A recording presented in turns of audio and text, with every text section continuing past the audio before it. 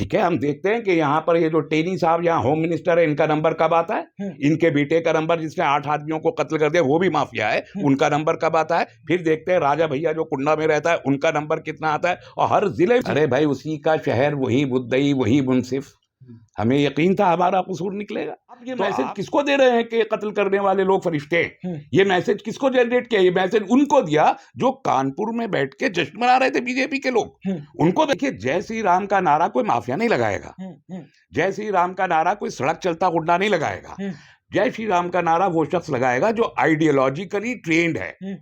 तो जो सरकार के हिमायत करने वाला माफिया है वो तो पूरे तौर पर महफूज है, जो अपोजिशन का माफिया है उसको एक एक करके कत्ल किया जा रहा है। तो पुलिस फेलियर के लिए क्या कोई एडमिनिस्ट्रेशन अपने डिपार्टमेंट को मुबारकबाद देगा? मुबारकबाद उस वक्त देगा जब वो अपने ऑपरेशन में कामयाब होगा। तो वजीर आला का मुबारकबाद देना खुद में ये साबित करता है कि एनकाउंटर वाज प्री प्लान्ड। नहीं, मुझे लगता है कि जो लोग ये कह रहे हैं कि ये सरकार की नाकामी है, उन्हें या तो हालात का अंदाजा नहीं है या वो सरकार को बचाना चाहते हैं जी। क्योंकि मेरे नुक्ता नजर से तो ये सरकार की बहुत बड़ी कामयाबी है जी। कैसे? असद का एनकाउंटर करना और उस एनकाउंटर के फौरन बाद वजीर आला का एसटीएफ को, यूपी एसटीएफ को मुबारकबाद देना जी। इस बात का सबूत है कि एसटीएफ अपने मकसद में कामयाब हुआ और मकसद था एनकाउंटर करना जी। तो वो तो एनकाउंटर का नाम दिया गया है, वो मर्डर है। दूसरा वाकया अतीक बड़ा इल्जाम लगा रहे सर, मर्डर है वो। अब भी कह रहे कि जवाबी कार्रवाई में हमने एनकाउंटर किया था। वो यही कहेंगे ना। हाँ। किसी भी एनकाउंटर के बाद पुलिस के किसी भी अफसर ने कभी आज तक नहीं कहा कि ये एनकाउंटर नहीं था। हमेशा यही कहा जाता है। 80% एनकाउंटर्स इस मुल्क में जो पुलिस अंजाम देती है वो फेक पाए जाते हैं, और जो यहाँ पर सरकमस्टांसिस हैं वो सरकमस्टांशियल एविडेंसेस ये बता रहे हैं कि फेक नहीं था। और मैंने उसके लिए कोट किया कि उत्तर प्रदेश के वजीर आला ने मुबारकबाद दी उसी दिन यूपीएसटीएफ को कि आपको मुबारक हो। तो इस मुबारकबाद का क्या मतलब है? एनकाउंटर का मतलब होता है पुलिस की नाकामी। पुलिस का मकसद होता है एक मुलजिम को या मुजरिम को रंगे हाथों या जिंदा पकड़ना। ये होता है पुलिस का मकसद। अगर पुलिस इस मकसद में कामयाब नहीं होती और मजबूरन भी एनकाउंटर करना पड़ता है तो भी इसे पुलिस फेलियर समझा जाता है। तो पुलिस फेलियर के लिए क्या कोई एडमिनिस्ट्रेशन अपने डिपार्टमेंट को मुबारकबाद देगा? मुबारकबाद उस वक्त देगा जब वो अपने ऑपरेशन में कामयाब होगा। तो वजीर आला का मुबारकबाद देना खुद में ये साबित करता है कि एनकाउंटर वाज प्री प्लान्ड, मंसूबा बंद था। दूसरा जुमला, उसी दिन ये कहा गया कुछ वज़रा की तरफ से और रूलिंग पार्टी की तरफ से कि राजू पाल को ये एनकाउंटर श्रद्धांजलि है। तो ये जो ग्लोरिफिकेशन किया, पुलिस फेलियर था एनकाउंटर जी। भाई अगर एनकाउंटर मजबूरन भी करना पड़ा और वो जायज एनकाउंटर था तब भी वो पुलिस फेलियर था, एसटीएफ का फेलियर था। आप फेलियर के लिए मुबारकबाद देंगे, ग्लोरीफाई करेंगे उस डिपार्टमेंट को जो नाकाम होके वापस आया है। तो इसलिए मैं कहता हूं कि वो भी एनकाउंटर नहीं था। That was a pre-scripted drama that is called encounter, और ये बहुत मर्तबा होता है। योगी जी तो पहले से ही कहते हुए आ रहे हैं ना कि मिट्टी में मिला देंगे, तो इसलिए शाबाशी दिया उन्होंने। अभी तो उन्होंने लॉ एंड ऑर्डर को मिट्टी में मिला दिया। वो एक एनकाउंटर झांसी में हुआ जो यूपी की लिमिट्स के अंदर है, मध्य प्रदेश से दाखिल होते ही यूपी लिमिट्स में आ जाता है झांसी। उसके बाद ये अतीक का जो कत्लेआम है, बिल्कुल लगता है स्टेज मैनेज्ड इवेंट है, इवेंट मैनेजमेंट लगता है कि कोई इवेंट ऑर्गेनाइज किया जा रहा है। यानी आप वो जो 24 सेकंड का क्लिप है, आप देखिए कि जब इस किस्म के खतरनाक मुजरिमीन को ओपन में हम लाते हैं तो प्रोटोकॉल ये है कि वो चारों तरफ पुलिस से घिरा हुआ होता है, सिक्योरिटी के बंदोबस्त से घिरा हुआ होता है। ऐसे मुजरिम जो ड्रेडेड गैंगस्टर्स हैं, माफिया हैं, उनको जब पुलिस पब्लिक में मूव कराती है तो एक पुलिस वाले के साथ नहीं भेजती है। इतने बड़े माफिया को 1 2 4 17 पुलिस वालों के साथ नहीं भेजेगी। चारों तरफ से वो घिरा हुआ होता है। आपने देखा कि वहां जब वो आ रहा है उसके पीछे एक भी पुलिस वाला नहीं है। एक बात। दूसरी बात, आपने देखा कि मीडिया बाकायदा प्री प्लान्ड, यानी जैसे कोई प्रेस कॉन्फ्रेंस के लिए बुलाया गया हो, ऐसे सारे मीडिया चैनल नेशनल मीडिया के वहां पर मौजूद हैं। तो क्या किसी ने उनको बुलाया था?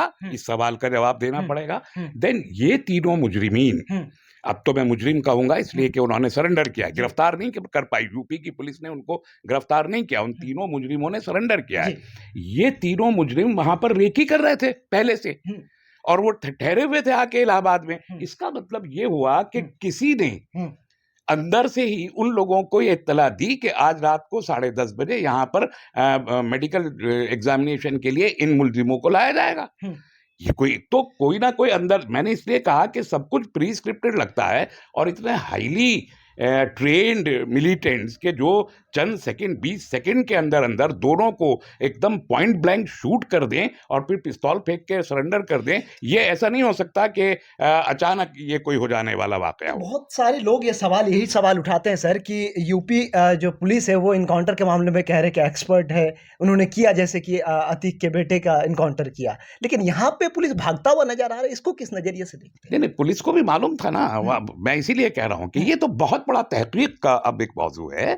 सुप्रीम कोर्ट में केस चला गया है, और हमने भी ये कहा है, मैंने पहले ही दिन कहा था कि सुप्रीम कोर्ट के किसी रिटायर्ड जज की निगरानी में इसकी तहकीक होनी चाहिए और उत्तर प्रदेश के बाहर होनी चाहिए। क्योंकि अगर इल्जाम ये लग रहा हो कि यूपी पुलिस और एसटीएफ इन्वॉल्व था इस कत्ल में और इस इनकाउंटर में, तो फिर जिसके ऊपर इल्जाम है वही उसकी तहकीक करे, तो सच्चाइयां सामने नहीं आ सकती।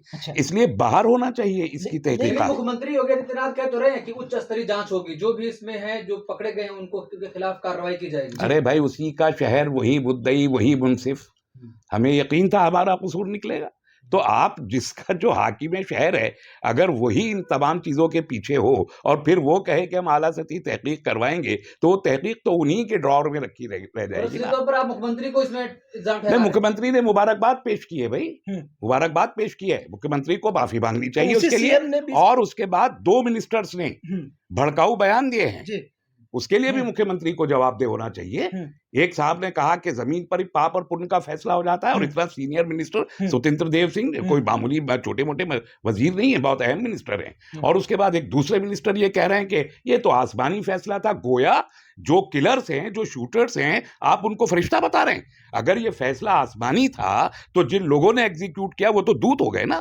तो आप ये मैसेज किसको दे रहे हैं कि कत्ल करने वाले लोग फरिश्ते हैं? ये मैसेज किसको जनरेट किया? ये मैसेज उनको दिया जो कानपुर में बैठ के जश्न मना रहे थे बीजेपी के लोग, उनको मैसेज दिया जा रहा था। तो वजीर आला अगर उच्च स्तरीय आप कह रहे हैं कि आला सतही तहकीक करवाने की बात कर रहे हैं, तो पहले 2 मिनिस्टर्स को हटाएं अपनी कैबिनेट से, जिन्होंने ये भड़काऊ बयान देकर और एक प्री प्लान्ड प्री मेडिएटेड कत्ल को जस्टिफिकेशन करने की कोशिश की है। उन वजीरों को तो हटाएं अपनी कैबिनेट से। पुलिस वाले को तो कर दिया ना सस्पेंड सर। 17 पुलिस वाले तो जो छोटी छोटी मछलियां हैं, ये तो उनका तो नहीं होगा, ये तो बेचारे जद में आ गए, मुझे ऐसा लगता है। जो वहां मौके पे मौजूद थे वो हो गए, लेकिन जो कॉन्स्पिरेटर्स हैं, देखिए, जय श्री राम का नारा कोई माफिया नहीं लगाएगा, जय श्री राम का नारा कोई सड़क चलता गुंडा नहीं लगाएगा। जय श्री राम का नारा वो शख्स लगाएगा जो आइडियोलॉजिकली ट्रेंड है, जिसकी आइडियोलॉजी जो इस जय श्री राम की आइडियोलॉजी में यकीन रखता है, जिसका ब्रेन वॉश किया हुआ है, जो जिसको ट्रेनिंग दी गई है इस किस्म की हरकतों की, वही लगा सकता है। तो फिर ये सवाल पैदा होता है कि इनका जो एफिलिएशन है, ऑर्गेनाइजेशनल एफिलिएशन, वो क्या है? उसकी भी तहकीक होनी चाहिए कि क्या, जैसे कहा जा रहा है कि बजरंग दल के मेंबर्स हैं, तो क्या बजरंग दल का इन्वॉल्वमेंट इस मामले में है? ये भी तहकीक का मौजू है, इस पर भी तहकीक होनी चाहिए। ये सारे सवाल क्या कोशिश की गई, वहां पे वही नारा लगा, कह रहे कि माफिया की खत्म, बता रहे कि नारा इसलिए लगाया गया कि माफिया की खत्म। कुछ लोग खत्म हो गई, बहुत सारे माफिया तो अभी मिनिस्टर हैं, बहुत सारे माफिया अभी सरकार के संरक्षण में हैं। तो जो सरकार की हिमायत करने वाला माफिया है वो तो पूरे तौर पर महफूज है, जो अपोजिशन का माफिया है उसको एक एक करके कत्ल किया जा रहा है। मैं कह रहा हूँ इंसाफ कायम करने का ये तराजू हरगिज नहीं हो सकता कि आप सियासी तौर पर अपने मुखालिफिन को माफिया, जो माफिया मुखालिफ, मैं माफिया को रिकॉग्नाइज नहीं करता, किसी को भी, कोई भी हो, आप अपने अपोजिशन वाले लोगों के साथ जो माफिया मूव कर रहा है उसको आप शूट कर दें, और जो रूलिंग पार्टी के साथ माफिया मूव कर रहा है उसे आप ग्लोरीफाई करते रहें। ये नहीं चल सकता। इंसाफ के 2 पैमाने हो ही नहीं सकते, इंसाफ का एक ही पैमाना होगा। टाइम लगेगा, सबका नंबर आएगा।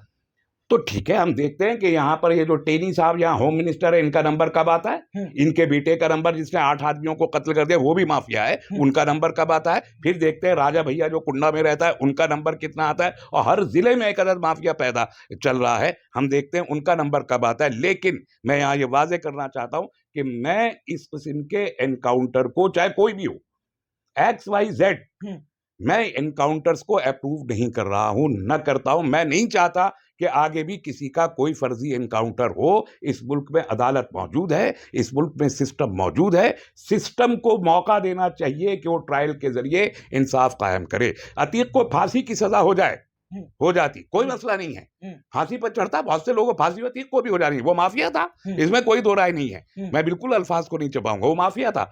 उसको अगर कोई अदालत फांसी की सजा देती इतने सारे कत्ल के सिलसिले में, तो ठीक है, हो जाना चाहिए। लेकिन ये इख्तियार किसी को नहीं दिया जा सकता कि सड़क पे खड़े होके वो इंसाफ करने का दावा करना शुरू कर दे, तो फिर ये जंगल राज कायम हो जाएगा। इसीलिए इसको जंगल राज कहा जा रहा है कि आप सड़क के गुंडे का इंसाफ करना चाहते हैं, एक हुक्मरान, एक राजा के तरीके से इंसाफ करना नहीं चाहते। चलिए, बहुत